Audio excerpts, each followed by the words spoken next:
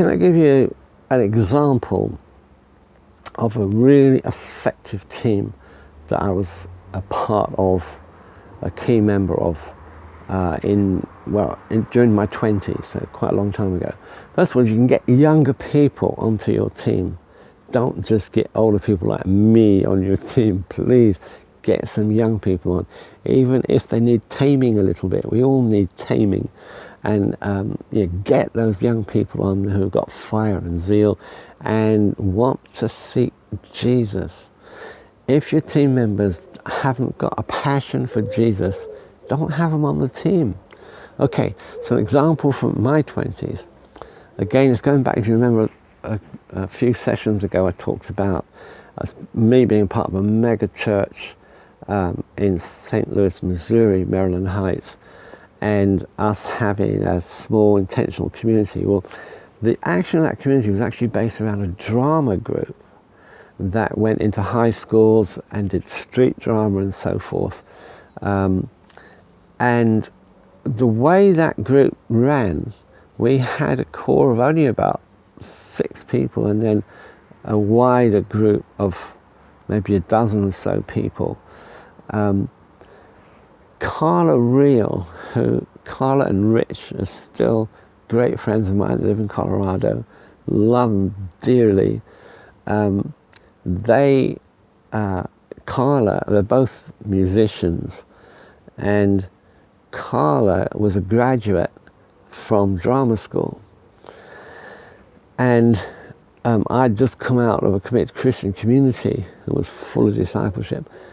And so together we organically had this group that formed, that created drama sketches. We hated to call them skits. A friend of mine just said on Facebook the other day, "Oh yeah, I remember those skits, they were wonderful, you always come up with new stuff." But I think, I understand what she means, but we treated them a lot more seriously than just skits. But anyway, we had this repertoire of drama, and they came out of rehearsal, they came out of drama workshop, and Carla, because she was skilled in this and she was sensitive to it, she led us in these workshops and built within us so that it came organically out of the group. It wasn't like, I've got a script or she's got a script and let's do it. We did a couple of ones like that, but mostly it was organically grown from the inside. The point I'm making is, she was the technical director of our group. Without her, we wouldn't have had a drama group.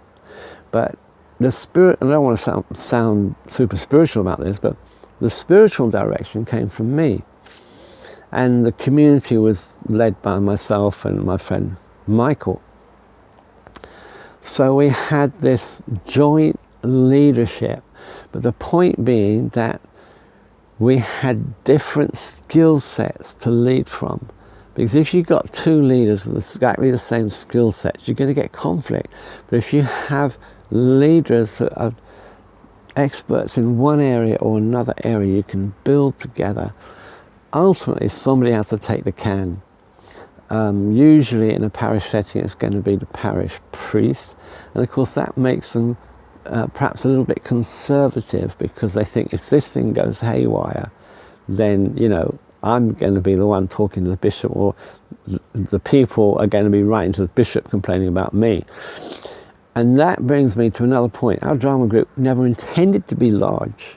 We wanted to have a large reach, but we never intended it was a small group.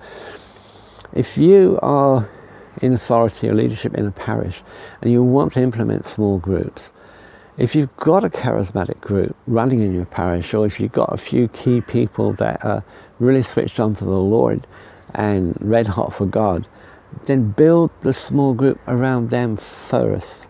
Because what you build on a small scale before you go large, you can iron out some of the challenges and difficulties which you're bound to meet.